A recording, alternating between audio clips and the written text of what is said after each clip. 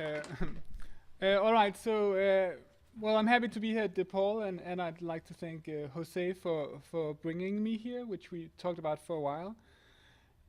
And thanks all for coming. And so the sort of proximate reason for me being here is that I put out a new book called A Casual Revolution. And so this is my second book, the difficult second book, as they say. So my first book was really a book called Half Real, which was this kind of attempt to make this kind of big theory of everything concerning video games. And so this book is an attempt at doing something very different, which is to talk about like what is actually happening right now, what's been happening the last few years with video games. And so it's a talk about, if you will, a specific moment in the history of video games, but it's also, I think, a very important moment where video games sort of fundamentally are changing, or we're sort of reconsidering what a video game is, and we're also reconsidering what it means to be playing video games, and we are reconsidering who can even be a player of video games. And so when I'm talking about, I'm calling all of this casual games, and I mean this in a fairly broad sense, so that means both cell phone games, small puzzle games in browsers, the Nintendo Wii, music games, all of those games that reach a non-traditional audience. And also, I've sort of given a few talks here and there about this whole thing about casual games, and one of the things that I find interesting that I'll return to is that a lot of sort of traditional gamers have very strong emotions in relation to casual games. So since you're here for a casual game evening, you may not be the ones who have the most negative emotions, but certainly, say if you read a blog like Kotaku, it just seems that every time the word spelled W-I-I is in any post, there will be a long flame war. And so that's also, I think, pretty interesting to me, like why is that? And I'll return to that. But you can say that perhaps in the same way that part of gamer culture has a sort of strained relation to casual games, there's also something perhaps in the sort of history of video game theory. So you can probably say that a lot of the first decade of the 21st century was really sort of the first decade of serious video game study in academia. And what we did, I think, was to try to convince everybody to take video games seriously. And when we did that, we cultivated a kind of canon. So there were at least a sort of certain games that were important. So a game like the Grand Theft Auto series, or World of Warcraft, or the Legend of Zelda, or Shadow of the Colossus. So these were the kind of games that people would write about. There were other games that people didn't write about. So a game like Snood, if anybody played Snood. Snood was, let's say, a really popular game a few years ago. Nobody wrote about it. And today we probably have a game like Farmville. People aren't really sort of that into writing about it, but because we have a sort of tendency to talk about those sort of serious, important, big games. But I think actually it's sort of time to shift the perspective a little. And so perhaps one of the reasons is that a lot of you probably had this kind of experience that you always played video games, and I always played video games. And I always wanted sort of my friends and family to play video games with me, and did that just were a lot of sort of people who you just couldn't get to do it, right? You couldn't, even if you loved. I used to love a game like a strategy game like StarCraft a lot, and so I could have this sort of idea, say like people are over for a dinner party, and perhaps wouldn't it be great if everybody sort of just like got off, left the table, and we started playing StarCraft, right? And then, I mean, the truth is that that's not going to happen, or there would be sort of a wide-scale rebellion if you sort of tried sort of getting that through. But sort of what sort of just happened in a way, like without our noticing or without it being planned, was that just a few years ago, perhaps 2 or 3 years ago, we switched, came to this moment in time where more than 50% of the general population is actually playing video games of one form or another. So it used to be that it was special to play video games, and now in a way it's like the exception to not play video games. So really in that sense, video games have won. And I think it's important to, what I'll be talking about today is really like how did that happen? What actually happened? So actually, it's just one more thing about that. You can say that, I mean, I always loved playing video games, but one of the problems, in a way, is having enough time to play video games. Like video games tend to take a long time to play, and it seems actually, if you ask people who are not playing, that would be a typical sort of response to why aren't you playing video games. There was even like a big European study where they asked people why they weren't playing video games, and they weren't even saying like content or difficulty or anything. The main answer was that people didn't have enough time.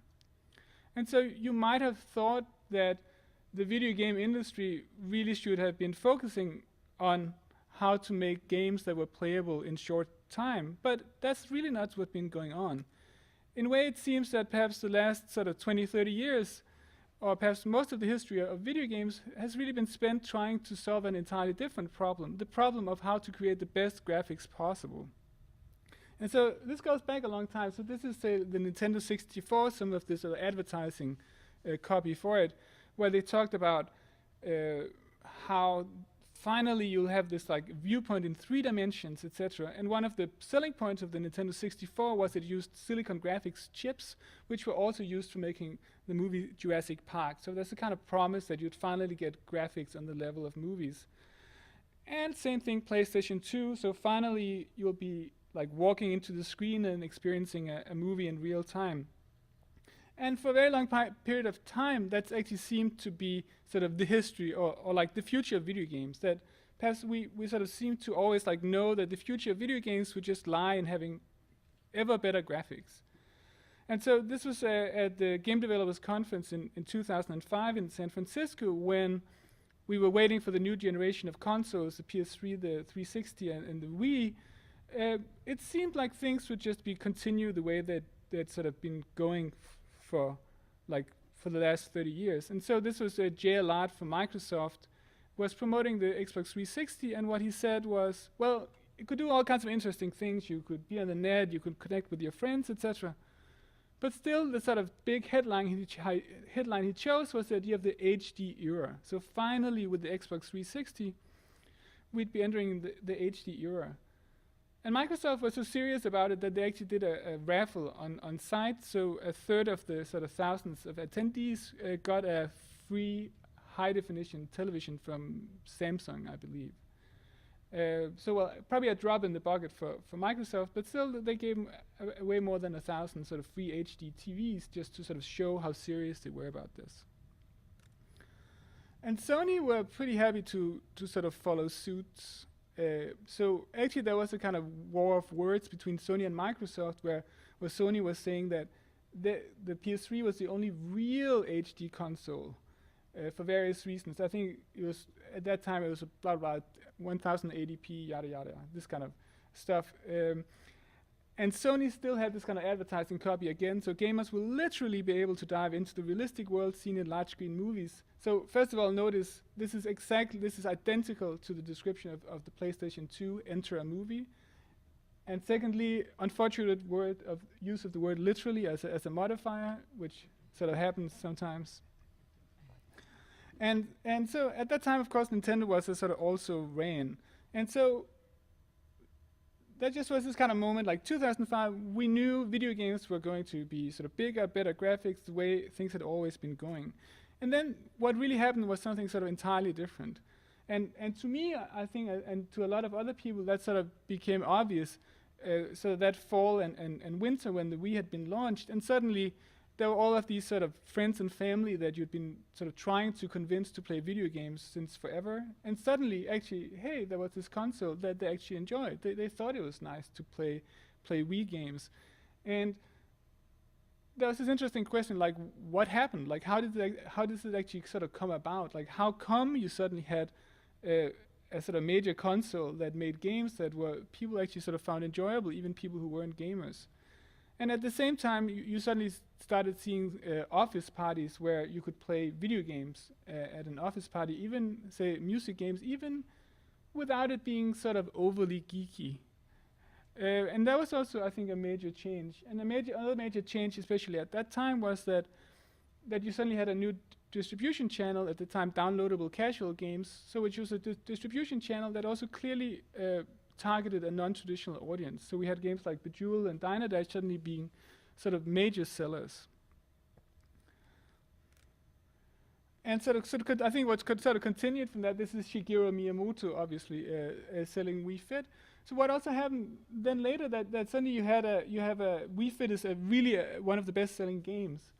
And this is a game that's promoted on sort of completely different terms than you see your traditional video game promoted. So this is a game that's actively good for you. And even, I guess, what's even stranger is that it is good for you, probably. But it's just an entirely kind of new kind of sensibility, and it's an entirely new way of sort of promoting a video game. So even if you see the box, it has this silhouette of a woman doing this sort of peaceful yoga pose. Like, we didn't actually used to have yoga poses on video games for a long period of time. But what I think is that you can perhaps express it like this, that there was that period of time between, say, like 1980 and 2005, where we really knew what video games were. So video games were always sold in boxes. You went to a retailer, you got a video game in a box.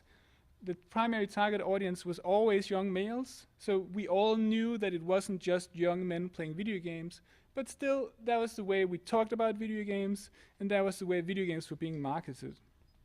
And finally, video games, and especially video game consoles, were always promoted on better graphics than the previous generation.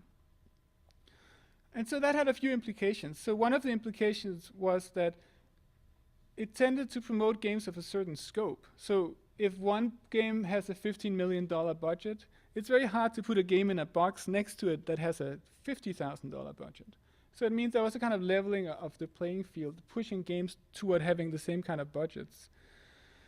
And it also means that perhaps the industry convinced itself that there really was this like one target audience, and perhaps also in that process managed to convince the rest of the population that video games really weren't for them. And obviously, since budgets have tended to double for every console generation, probably the industry also grew more conservative for every generation. And so when I say that it's the end of the standard video game model, I don't mean to say that there will be no more boxed games, but it's just that there was a specific period of time in which they were dominant. And now we're seeing a kind of explosion of distribution models, audiences, and game forms. So it's just a really interesting time right now in video games. But I think one of the things that you could say is that a lot of what's been happening is really that you've moved the focus away from the amazing 3D graphics. Amazing 3D graphics are still great, but a lot of focus had been moved into the space in which players play a video game. So this is players playing a video game called Buzz, which is a sort of quiz game. So one way of sort of gauging that is that if you go to a site like Flickr and search for images related to, say, Wii Sports or Guitar Hero, you'll see that the vast majority of the pictures are pictures of people playing those games. Then if you search for pictures of, say, Modern Warfare 2, you'll see the vast majority of pictures are pictures of the game. So you see that there's a kind of, I think there's perhaps a kind of a shift of focus, if you will. So if you wanted to see it in terms of the history of video games really started out as being things that happened on the two-dimensional surface of the screen. And then for a period of time, especially during the 1990s and on, video games seemed to all become three-dimensional. And now actually we have a kind of return, so not only to a lot of sort of perhaps simpler two-dimensional games on the surface of the screen, but also to a lot of games where the interest really is in what's happening in front of the screen with, again, music games and the Wii, etc., and possibly like Natal, etc., when that comes out. So that is obviously a kind of a break, and it's a turning point, and it also means that perhaps there's a kind of uncertainty about what video games should be, and even what it means to play video games, and what is the kind of relation you should have to a video game that you're playing. So that's a question of space. There's also perhaps a question of time, and I think that the part of that sort of history of sort of knowing where video games were going and knowing that they were supposed to have better graphics, that was also tied to this idea of the sort of hardcore player, the hardcore gamer. So this is from a sort of gamer magazine, which sort of has this kind of parody of what it means to be a hardcore gamer, and talks about, well, as soon as you come home from school, turn on your computer, don't answer the phone, don't go to the bathroom, you could have done that at work. If you're a newbie, you should play till midnight. Advanced gamers need not sleep at all. On weekends, you must stay at your monitor non-stop. So that's kind of parody from within, say, gamer culture of this idea of what it means to be a video game player. And I think perhaps also we had this kind of fascination with that. So obviously, if you make a video game, well, who doesn't want their players to sort of who doesn't want it to be so good and so sort of enticing that people stay up all night to play your video game? I mean, that fundamentally is what you want. And I think sort of perhaps that the industry and perhaps culturally, that's been the idea of what it means to play video games, right? A video game player was someone who sort of stayed up all night. And I think probably that's actually been a bit of a problem, right? So that's also scared away a lot of people. So a lot of people probably didn't play video games because that was the kind of image, that was what they associated with video games, was this idea of sort of staying up all night and say cutting school or cutting work, etc. And the fact is probably that most people don't really want to do that. And then what we sort of had sort of perhaps sort of appear in a major way during the 2000s was this idea of something else, that perhaps actually there could be another way of playing video games. There could be another kind of video game. There could be another kind of video game player. And then there was this idea of the kind of the casual player or casual gamer. And the casual player or gamer is typically described as someone. So here's the earliest reference I could find is Scott Kim, who talks about people who play for the shorter term rewards of beauty and distraction. And here's Wade Tinney talking about that these are games, well, created for people who sort of just like taking a small break, etc. And playing for a few minutes. So probably that's, in a way, what you could call the stereotypes of the hardcore and the casual player. The hardcore player is supposed to be someone who sort of plays all night, and the casual player just like sort of occasionally sort of just like barely touches a game. So one way of sort of, and so what I'll be saying is that this is not actually entirely true. So as you're probably all aware, people don't really fall that sort of neatly into sort of the casual category or the hardcore category. It's much more complicated than that. But I also think that perhaps the idea of the casual player has been pretty important, right? Because it allows you to make games for a new audience. So it's a way of perhaps like addressing a different kind of audience needs. So perhaps you could, here's a sort of big sort of picture way of illustrating it. You can say perhaps there's an idea of a kind of a casual player who likes sort of like what I call positive fictions, which is to say that it's sort of like the sun shines, everything's sort of happy. They don't know a lot about video games. They don't put any time into playing video games, and they don't really like difficult games. That's also perhaps a common idea of what it means to be a casual player. And of course, the traditional idea of the hardcore player is someone who likes things that are like dark, like zombies and vampires and war, knows everything about video games, puts insane amounts of time into playing video games, and loves games that are incredibly difficult. And so what I did in the book was that I interviewed a lot of different players. So I interviewed a lot of players on a casual game website called GameSebo, and then I interviewed a lot of other players. And so one of the things that sort of came out with it is, well, first of all, people change over time, you know. And the other thing is that players of casual games don't really seem to be playing in what you're supposed to be, in the way they're supposed to be playing. You probably heard this sort of as a headline before that say like casual players playing in hardcore ways, but this is actually sort of pretty true. So here's a woman who's in her 60s and lives on a farm in Arkansas, and I did a phone interview with her. She talks about that every morning she gets up at 5, does a few things, and then she takes care of her animals. She lives on a farm, she's retired. And then she'll play to like 12 or 1 o'clock. And she said she plays like 5 to 6 hours every day. And these are, mind you, these are downloadable casual games, right? These are the sort of Sumas and Diner Dashes and so on of the world. And actually, even to the extent that she's a beta tester for several different game sites. And so she has a notebook in which she takes notes about upcoming games to decide which games she wants to buy. Also, she doesn't have like incredible amount of money, but she's just like really, really dedicated to this, and she really wants to sort of plan out her purchase ahead of time.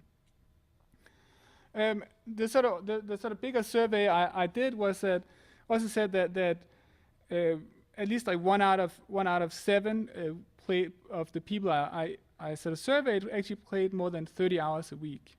And again, they're playing these little games are supposed to be casual games.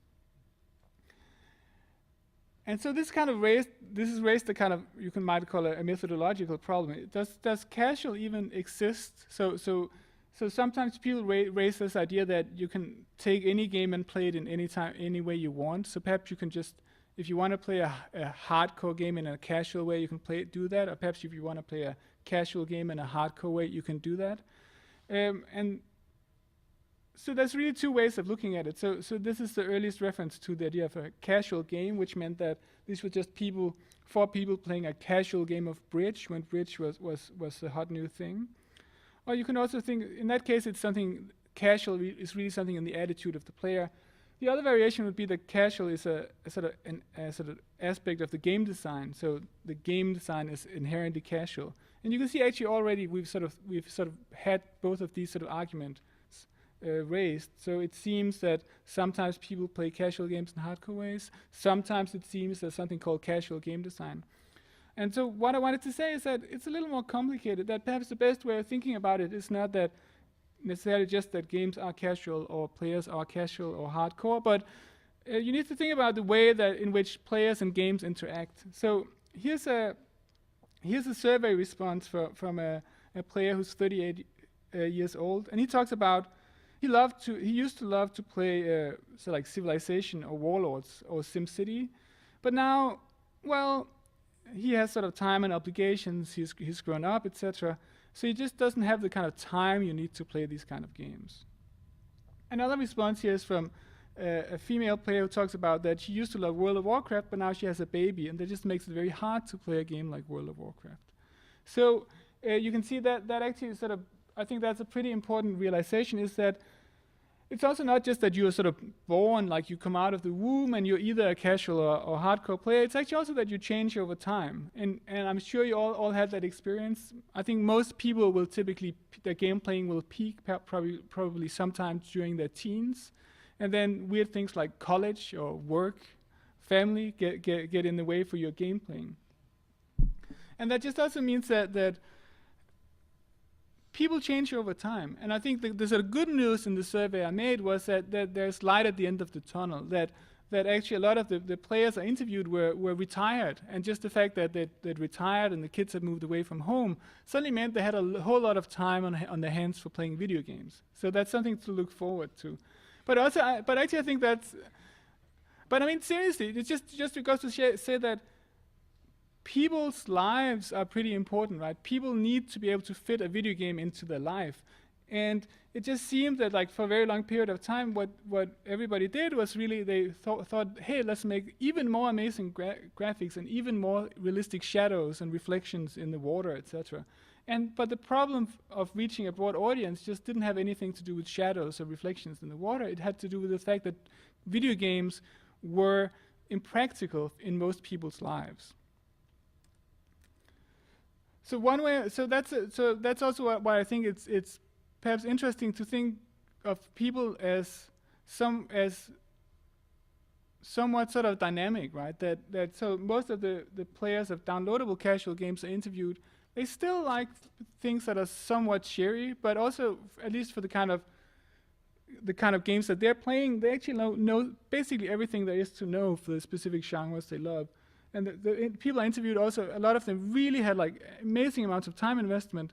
And most of them actually also confessed to really loving difficult games. So one example, if you play just like a classic like Zuma or Diner Dash, you just find that, I don't know, between level 10 and 20, it actually gets really, really, really, really, really difficult. And I think that's perhaps somewhat sort of underestimated how difficult a lot of these games really are. And also, I think that there's sometimes this assumption that there is this kind of mythological casual player that doesn't like anything that's difficult, and I think that's at least partially wrong.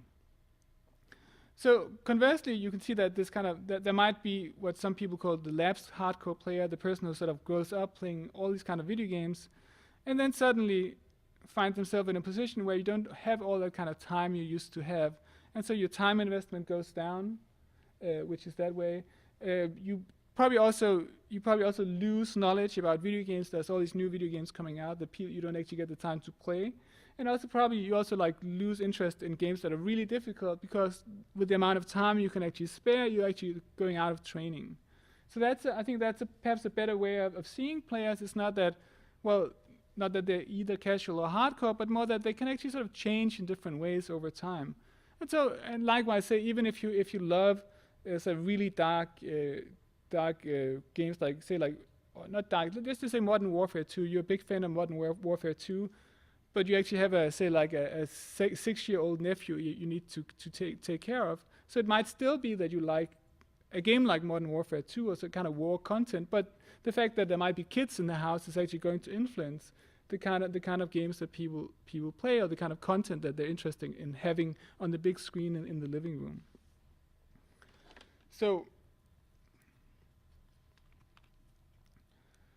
let's talk about that in a, as I said, I mean, that's really one of the high level takeaways. And I think we all know that the idea of casual and hardcore is somewhat problematic. At the same time, we have a hard time sort of getting away from it.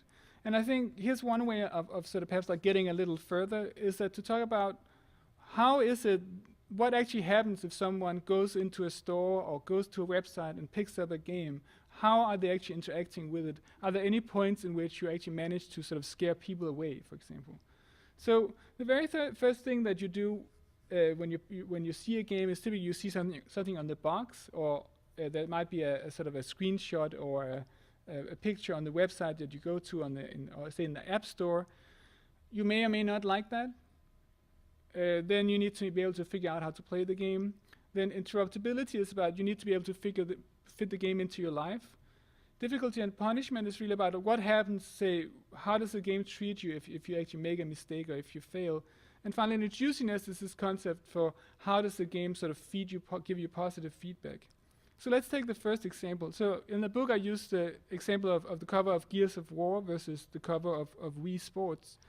And I think that there's a big lesson here. So here's a quote from a casual game publisher called Oberon Games, which talks about, as realistic as the blood effects are in your Vampire Corpse Feast game, it isn't going to sell to a casual audience and wouldn't be appropriate for Oberon Games. So it's one way of saying that perhaps there is something in traditional sort of gamer tastes that doesn't necessarily play that well with a broad audience. And so you can compare here the Gears of War cover, which I think is sort of fairly exciting, because it's a shooter. There'll be a lot of interesting things going on. But the fact of the matter probably is that a lot of people, when they see that cover, they don't have any interest whatsoever in picking up the game. On the other hand, a cover like Wii Sports is sort of fairly, has this kind of fundamental pleasantness to it, right? That it seems like you'll be playing a casual or relaxed game of bowling or tennis, probably with your friends and family. And just you can see even at this point in time, just from the cover of those two games, you can imagine how many people are being scared away by the Gears of War cover, realistically. So it doesn't mean to say you shouldn't make games like that. It's just like saying that realistically, that is a problem for the uptake of a game like that. So one way of looking at it, or one way of describing it, might be that in a lot of what you might call casual games, it seems like the sun always shines, right? There's always, it seems like the weather's always good. There's always something sort of pleasant going on, and probably that actually sort of helps with the uptake. The second aspect of like what the sort of first experience is what you might call the open box aspect. So, for example, if somebody sees the cover or like the box of Guitar Hero 3 here, you don't actually need to have played a whole lot of music games. You don't need to have played any music games. You don't need to have played any video games to actually have an idea of what this game is about. And so that actually means that somebody can go into the store even without having read the gamer press, even without having read a lot of reviews, and they can see this thing and they'll have an idea of there's something with music, you press some button, something, and there's something like being a rock star, something. That's actually enough. It means they can buy the game, right? And they have an idea of what it is, and you can compare that to the kind of traditional box where it says, oh, this is cool, this is an RPG which blends with some FPS elements, etc. And again, like a lot of people don't actually necessarily know what it means to play a role-playing game, or what an FPS even means. So the open box is also a way of making a game sort of accessible to potential players. The kind of try before you buy model, which has been popular, is another way of doing that for people who aren't really into what's been going on and have problems judging whether they will like a game. Just the fact that they can try it for free, or perhaps like an advertised-based model, makes a huge difference. I just showed you just before a picture of people playing the game Boss, which was this quiz game. So what they did in the packaging of that game is that the packaging is this transparent plastic. So in the middle is like the disc itself, and there's a sort of photo of a host of a sort of quiz show, like TV-like, and then there's 4 red buttons that comes with it. It just means everybody can go into the store, they can even see what's in the box, and they can see, all right, there's something that looks like a quiz host something, and there are some 4 red buttons you can push. It just means that everybody actually immediately has an idea of what that game is. Huge impact for the uptake. So I think what we are seeing now is some ways of working around, well, that problem, like people not even knowing what the game is, and the other problem, like just like getting people to sort of figure out how to play the game. And so I already mentioned the Guitar Hero aspect or the Rock Band aspect, which is to say that the reason you can play those games is you already have an idea of what the activity is. It doesn't matter if you haven't played guitar ever, because you know that playing guitar involves doing something with this hand and doing something with this hand, and everybody knows there's this kind of rock star pose that goes with it. The second sort of aspect of that, the second sort of strategy seems to be to make games where people already know the sort of fundamentals of that game. We take a game like Solitaire. Obviously, the reason it's so popular is that at very first it became popular because people already knew what that was, right? So the fact that it was on a computer was sort of somewhat irrelevant, right? People already knew Solitaire when it entered Windows in the like 1990s, but so that just meant that, well, people could play it, right? There wasn't really any kind of barrier to picking it up at all.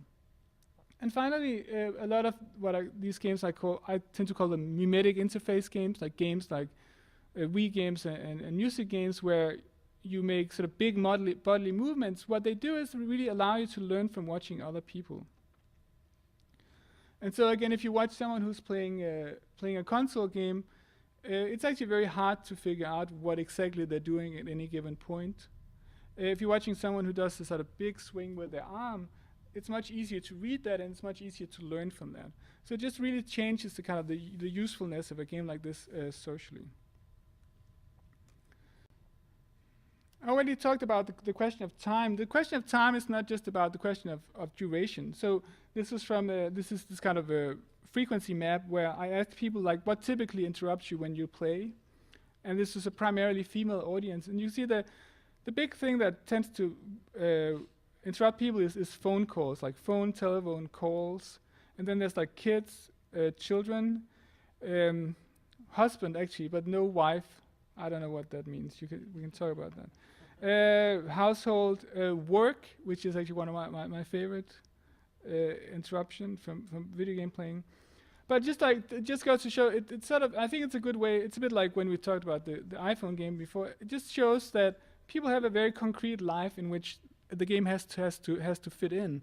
And while there's something amazing about this idea that you make a game that's so intense that people forget everything about them and don't go to the bathroom, don't answer the phone, the truth is just that people need to answer the phone, right? And they need to deal with their family. They need to deal with their work.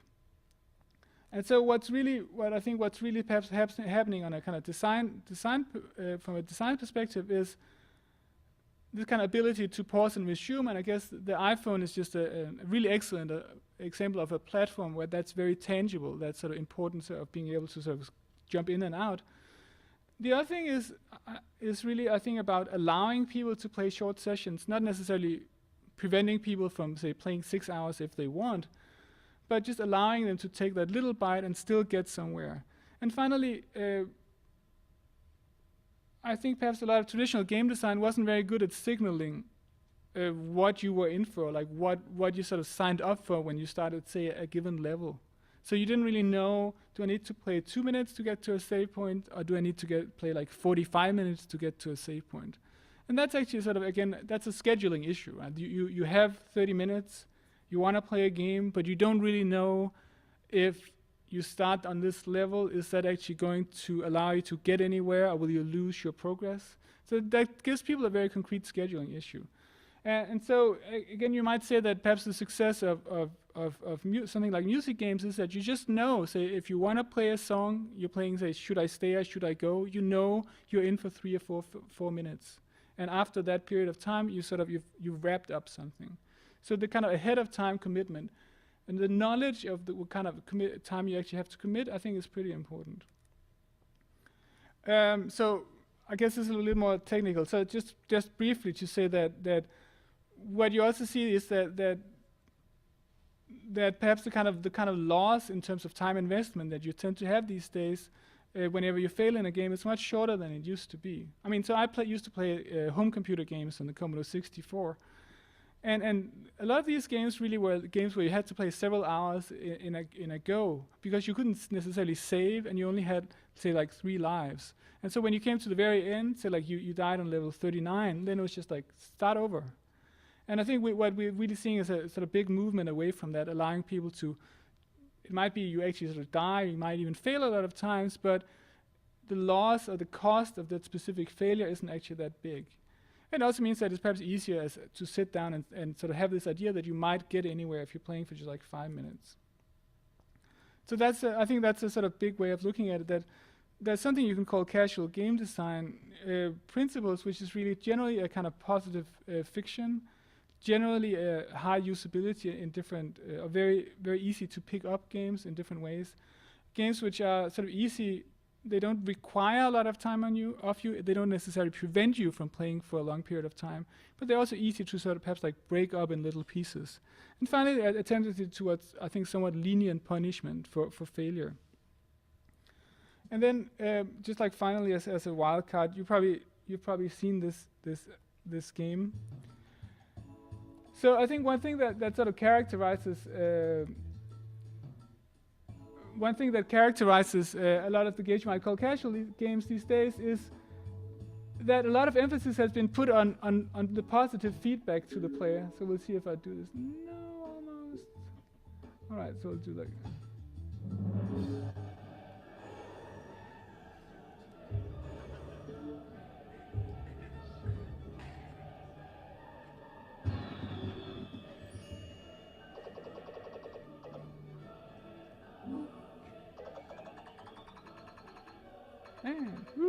Yeah. So I don't know how many of you have. So this is Peggle from PopCap, and PopCap is obviously a game developer that's famous for doing this sort of thing. What? All right. Okay, so I showed this to a guy in his 60s who wasn't used to playing video games, and he actually said, "Wow, it feels like somebody is praising me all the time." And I thought that's probably a pretty good description of it, right? And I think that it's pretty interesting to look at it right now, like a game like this, because at that point where you've hit the final peg, you know what you've done, you've completed the level, and still the game goes at great lengths at sort of repeating this like many, many times. You completed the level, you really did. Here's a bonus, here's an extra bonus, and another bonus. And I think that what this really does is it provides a kind of emotional support, right? And I think possibly this is most important for somebody who isn't used to playing video games, because people who aren't used to playing video games are probably pretty unsure about whether they're doing something right. And just the fact that the game always sort of asserts that they're doing something right, what they're doing is good, is actually pretty important to them to sort of keep them in the game. You might also perhaps think of it as a kind of reversal of what video games do, that you might say that a lot of traditional video games have really been focused on telling the players that they were wrong, and a lot of sort of contemporary video games like this really focus on telling the players that they're right. So the sort of fundamental emphasis of the feedback has switched from being negative to being supportive. And I think that actually is very important for somebody who's not very used to playing video games. So one way of looking at it then is that I already talked about this idea that it turns out when you look at it, like the people who play a lot of traditional sort of downloadable casual games, that they actually some of them put in amazing amounts of time investment. On the other hand, these kind of games are also famous for being playable in short increments. So what you might say is that perhaps really there's a kind of a traditional hardcore design which tends to sort of only be playable if you know everything about the history of, say, like RPGs for the last 10 years, and which really requires you to play 40 hours and really requires you to do that in like 3-hour increments, and which are really difficult. And if you say, like, if you don't have a lot of time, or if you only have like 15 minutes every now and then, you can't play the game. It's impossible. And what's really happening is not that most sort of casual games are only playable in 5 minutes. It's just that as a game designers have sort of abdicated the responsibility of how they're supposed to be played. So if you want to play for 5 minutes, that's okay. If you want to play for 5 hours, that's also okay. So it's really about just like taking a step back and letting players play the game when they want, in the kind of time increments they want, and which also means that if a game is easy to pick up, it doesn't actually, the fact that you know a lot about video games doesn't prevent you from picking it up. Of course, you still need to have a challenge, but it's just about perhaps like being open to being open to people who have that whole range, right? So even once people have like jobs, they might still be able to get something out of the game, but if people want to play all night, they can still do that. Another example would be sort of the kind of guitar heroes of the world, where Guitar Hero or Rock Band are great, say, if you are at a social event and you just want to play sort of quickly with everybody else. You can do that. It's not a problem. On the other hand, if you want to be that person who sort of plays some song behind your back without looking at the screen on Expert and posting it on YouTube, that's okay too, right? It's just that the game doesn't decide for you ahead of time what kind of how you want to use the game. And I think that's pretty important. It's just that casual games or casual game design isn't about making things that are really easy and that you can only play for short periods of time. I think successful casual game design is really about that kind of flexibility, right? That even if you have sort of mobility problems, you can play the game. Okay, we can discuss how successful Wii Sports is entirely on that level, right? But it does seem that there's nothing that prevents you from making a game that actually reaches that very broad audience and allow people to play it in all kinds of different levels, but also give you that kind of high difficulty ceiling where you can sort of continue to improve yourself.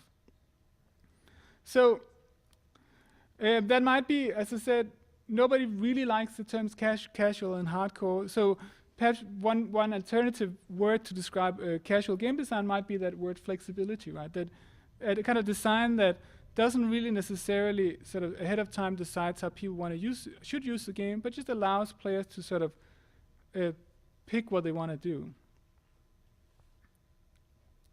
So here's the question, I think, on some people's minds. Are they good games? And I think so here's a quote from the guy who did Cannibals, which I think is a great game. He talks about Nintendo and PopCap having incredible financial success, but much of what they offer is repellent, condescending, boring, insipid, and unfair. So apparently, well, he doesn't like it, right? But so you can see, like, so far in this talk, I've been telling this kind of happy story about, like, finally video games have sort of broken out of their box, like metaphorically and concretely, and sort of reached a broader audience. But actually, it's funny to see that a lot of people are sort of very skeptical, and some people feel that video games are being dumbed down, or video games are perhaps being diluted. Let me talk about that for like a brief period of time. So one of the typical criticisms about Wii games or say many sort of accessible popular games is that they're sort of shovelware or that they're clones. And so perhaps like one thing we can always everybody can agree on is that video games should be innovative, right? Everybody knows that. And when you think about it, it's actually a little more complicated than that. So it seems that gamer culture is perfectly happy accepting games that are not that innovative. It just seemed that, say, Super Mario Galaxy, even though it had an average critic score of 97%, it does seem to have, well, a lot of elements that seem oddly familiar, right? That perhaps it wasn't all that innovative after all. Another example, I think the typical sort of whipping boy is something like downloadable casual games, the Bejeweled series, which you can now play almost everywhere. You can also play it on certain airplanes too. So this is probably like the most perhaps sort of hated type of video game. So not in I don't think a lot of people have. Well, actually, you can find a lot of sort of people who sort of complain about this kind of matching games and say there's nothing to them, they're not interesting, they're horrible, they're all the same, etc. And at the same time, they do sort of seem to sort of be living on and sort of continuing. So okay, so very briefly, so one of the things I did in the book was I traced the history of sort of matching tile games, and so I won't be going through them all here, obviously, but it was just interesting. Certainly, if you go through the sort of history of video games, and you can see, say, where does a game like Bejeweled come from, you can see how it sort of borrows from a lot of sort of other games that appeared previously. You might say Bejeweled borrows from Panel de Pong, Tetris Attack, I believe it's here usually, which borrows from Yoshi's Cookie, which borrows from Magic Jewelry, which borrows from Pusnik, which borrows from Chain Shot, which is like the game called the same game, and really that a specific sort of type of game like this really develops pretty slowly and somewhat sort of incrementally over time. And then you might think that this means that perhaps like people who develop games like this completely accept that fate. Say like, hey, well, I make matching games. I don't want to be innovative. Well, actually, this is not the case. So here's a game Suma, which a lot of you probably have played. When that came out and was really, really popular, there's an interview with James Schwartzman from PopCap who talks about, yeah, we made this game and it's been doing very well, and then there's all these like Suma clones, right? And so from listening to that, you might think, hey, they made this really original game and all of these people cloned it. And likewise, the game Luxor that he just refers to, well, they say, well, yeah, it's true. We were somewhat influenced by Suma, but actually we thought about Centipede and Galaga much more, which like doesn't seem that obvious to me at least. And then after you had this sort of period of time where people talked about all of those Suma clones, then it became then became clear that Suma was itself somewhat of a clone. So this is Suma. And this is from 2004, and this is the arcade game Puzzloop from 1998. And so it does seem that Suma wasn't all that original, and it's probably pretty obvious that PopCap knew this game and they sort of built on it. But it's interesting that they don't really actually want to admit it at that point. So you can see that this goes for basically all games that, and even games like this that developers want to be perceived as innovative.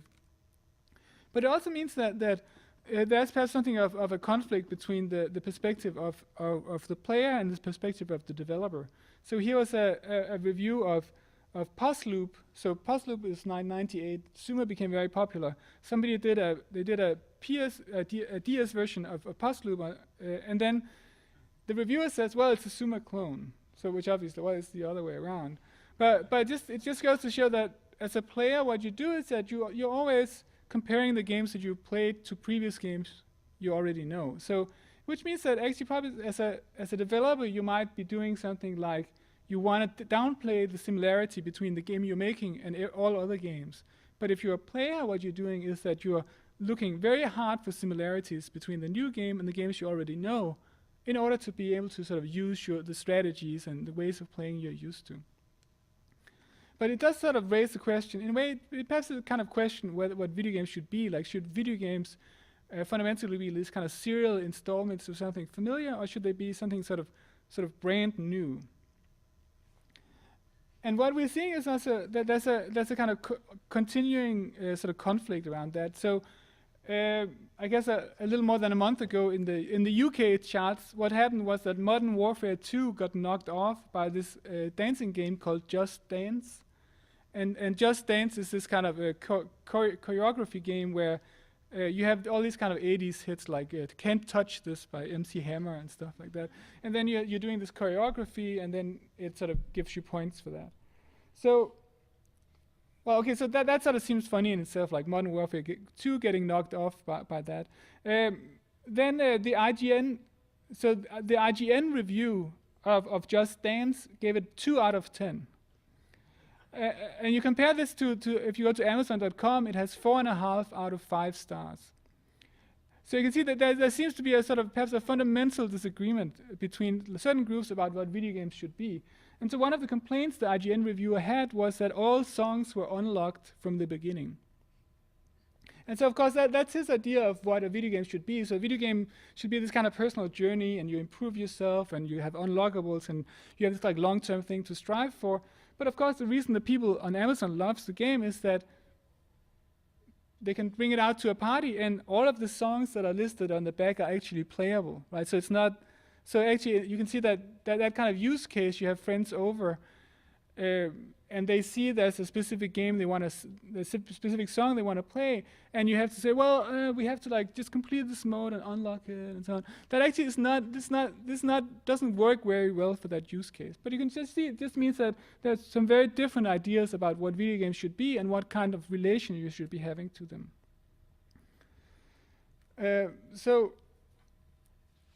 And I think that so sort of coming towards the end. As I said, perhaps casual players probably don't exist exactly in the way we imagine that they would, but I think that the recognition that there is a broader audience has actually been pretty important, even if there's been something of a... sometimes people had this idea that the casual player was a soccer mom. That was big in the downloadable casual game industry a few years ago. But certainly I think that idea that there might be another kind of player is something that sort of opens things up. So again, a little long quote here, but this Margaret Wallace, who worked on games on things like dogs and cats, these sort of pet simulators, and they got bought by a company who was selling games like Panzer General and Prince of Persia and Warhammer. And she talks about that it was very hard for that company to figure out what they did. So they had this box here of Panzer General, and they had this kind of cute pet simulator next to it.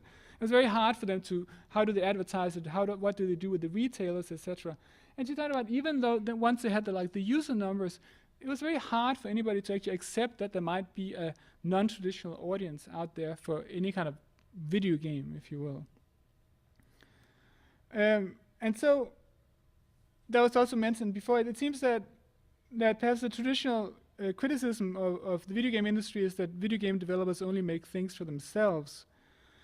And what you might have now is something, perhaps more of perhaps a gap between the developer and the audience. So in the book I also interviewed a lot of developers and asked them that question about, are you part of your own target audience? And some of them will say, well, the target audience is basically everybody. So yes. Some of them will say, well, since they're sort of have gotten older, they have family and kids, they're clearly casual gamers in the sense that they just don't have a lot of time. And these are the kind of games that fit well into their lives. One specific developer actually talked about that in the studio they had two fictional women called Sophie and Marie that they were developing for. So which meant that every time somebody threw out a game design idea, everybody might be, yeah, that's awesome, we'll do that. And then somebody will say, but will Sophie and Marie like it? And then, no, I guess they won't, so let's skip it. So you see that of course it actually becomes pretty complicated. How do you deal with that situation between doing something for hopefully you're not going to have to make games that you don't like, but certainly it creates a kind of division between the audience and developers, which we probably didn't used to have.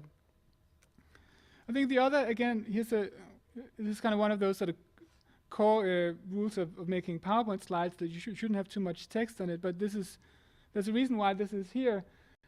So I think also that the idea of the casual player is something that makes it a little more acceptable to play video games. So this was an interview with a woman in her early 30s, and I asked, so what games do you play? And she says, I'm a casual console gamer. We Xbox 360, mostly role-playing games, open-ended Elder Scrolls, Morrowind, Oblivion, BioWare, Star Wars, Jet Empire, Mass Effect, looking forward to Fallout 3. This is a while back. Not a Final Fantasy first, and sometime Perfect Dark Zero. Do we Thief Deadly Shadows, etc. And then the question, well, all right, what makes you casual rather than hardcore? Like, what does this even mean? And her answer really is that she sees someone who's a hardcore gamer is someone who plays games all the time and doesn't hang out with people in real life.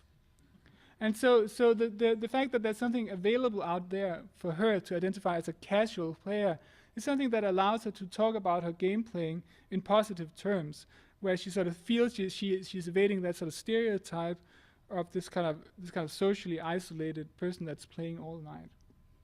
Even though there's nothing in her like list of description of her game playing habits that suggests that in any way. So you can see that. So that's weird. So that's one of those things with like language and culture. You might have a kind of idea of a casual player. The casual player may not necessarily exist precisely in the way you thought it did, but just the fact that this idea of a casual player out there is something that makes it possible to market games to a new audience or target games to a new audience, and something that make it possible for more people to play video games because they have a way of describing what they're doing as something positive. So, but why casual games now? Well, I thought about this thing that since the early 1980s, video game consoles have just always been like promoted with better graphics, and most of the time it was a console that was sort of had better graphics that more or less won out. And the Wii is clearly a situation where that's selling much better than the 360 and the PS3. But if you look at the tech specs, it clearly has the worst graphics. But what's been happening is really that for every single console generation, the budgets have been doubling since the early 80s. And also like for every single console generation, you needed to sort of sell twice the number of copies in order to reach break even. And so this is like the projection here would be that around 2038, 2036, the average budget of a video game would be $1 billion. And then around 2066, you need to sell like 1 billion copies to reach break even. And then, I mean, not too many years later, perhaps like I guess like 2070s or 80s, you need to sell like more than one copy to every single person on the planet. And that's why we need to go into space, obviously. Yeah. So you can see that obviously, I mean, it's pretty obvious that can't possibly go on. Like this can't happen. And I think that what we're really seeing is a kind of, it's probably like that we're seeing that sort of model sort of break now, that you can't continue to just sell like more and more technically advanced consoles, because that also tends to sort of just like push up the budgets for everything.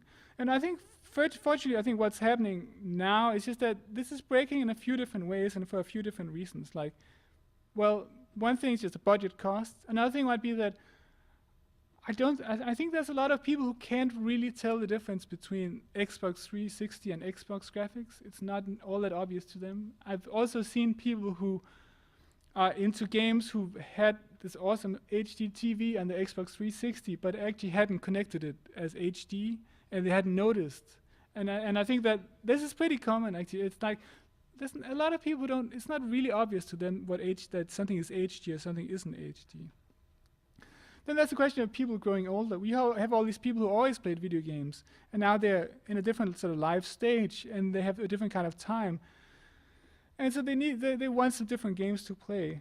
There's digital distribution, just the fact that now it's possible to make games of different budgets, right? So because at the point where all games have to be sold in the same way with the same distribution channel, it sort of pushed games to have sort of similar budgets. And now just the fact that now you can distribute games in different ways, it means you also can have this kind of, you still can have the $100 million budget, but you can also have like the $100,000 budget or the $10,000 budget or the $0 budget at the same time coexisting.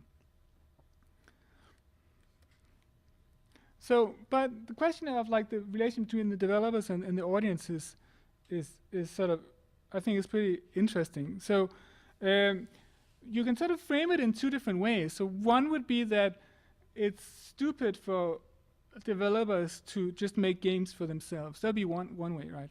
The other way would be that it's wrong in some sort of moral sense for developers to sort of exclude large portions of the population from video games. And then finally, if you frame it as a kind of question of being an artist. So here's a quote from J.K. Rowling, who wrote the Harry Potter series, which I believe was fairly successful, but she says that, who do you have in mind when you write? Is it your daughter, is it children you met? No, it's just for me. I'm very selfish. I just write for me.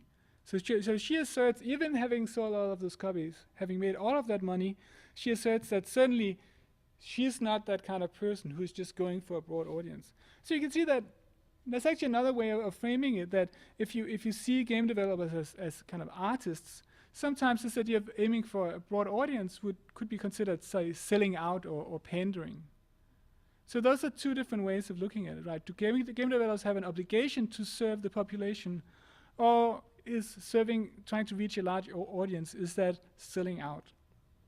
So that's a conflict between two ways of looking at it: the romantic artist and the idea of being sort of inclusive, or the idea of being sort of very commercial. I'm not going to resolve that question. It just seems that we are sort of also playing out that sort of those two ways of looking at game developers and game development these days. So I think you might imagine that there will be sort of rejoicing all around now that more than 50% of the population plays video games, but there's also a lot of sort of fear and a lot of, I think, anger. There's perhaps a fear that very complex games will disappear, that video games will be sort of sanitized. So here was just a disgruntled gamer I found on a bulletin board who says, well, yeah, if gaming is to be accepted as an art form, should the complexities be ironed out so grandma has more of a chance to come first in Mario Kart? Actually, I believe Mario Kart does have stuff like that anyway, but what if the church asked Michelangelo to paint the Sistine Chapel as a cartoon? So it's blasphemy. So I like the fact that the game actually uses the word blasphemy to sort of describe casual games by extension. So it seems that I think that's a legitimate fear. So obviously, if investors can see that what we have now is like 65 million people playing Farmville, it's harder to get the investor to sort of buy you, or sort of to invest in your new innovative real-time strategy game. That's probably, I think that's real, right? That there's certain games that are harder to get funded because they reach a smaller audience. On the other hand, I also think that there is time to rejoice, that to actually sort of be happy that video games are reaching a broader audience, and that I think the deal really is that we get a chance to sort of play more kinds of video games, and that is cool. And I think that what I call here the casual revolution, what it really is about is that I think for a long period of time we thought that we knew that everybody liked games, right? But we thought that there was something special about video games and computer games, which meant that they would only be played by a small portion of the population. And what we see now is that, well, actually there's nothing inherent about computers that means that people aren't going to play games on them. People like games, and so they're going to play games with whatever technology they have at hand. And so the barrier to playing video games just really hasn't been technology at all. It's been about a question of design. It's been about a question of having sort of themes that people like, having games that people can figure out how to pick up, having games that people can sort of fit into their lives.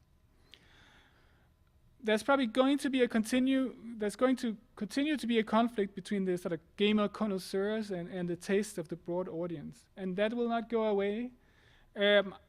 That's just the way things are. I think that perhaps video games for a long time just haven't had that clearly. I think in that way video games are becoming more like other art forms, that there's something that the connoisseurs like and something that the broad audience likes, and the connoisseurs can sort of scoff at the fact that the broad population goes and sees like Avatar or something like that, and everybody loves Avatar anyway. So we just continue to have that kind of conflict. But I think that also means that this is not really about video games becoming cool in any sense. It's really about video games becoming normal. So video games are becoming a kind of normal activity, and video games are perhaps entering or sort of fitting more into this kind of historical place along other kinds of games. And I think that's a good thing. But it also, I think, just means that because more people will be playing video games, there'll be more video games to play, and I think that's great. Thank you.